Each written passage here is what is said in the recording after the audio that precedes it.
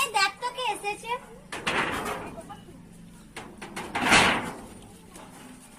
এত টাইম লাগে কপাট খুলতে তোমাদের?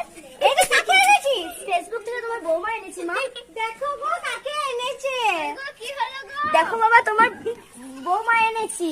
এটা কাকে আনলি তুই? এটা ফেসবুক থেকে বৌমা এনেছি। প্রণাম করো ডার্লিং আমার মাকে। এই দেখ রে কাকে এনেছে। দেখ দেখ কাকে এনেছে কই আয়। দেখো গো তোমাদের বৌমা এনেছে।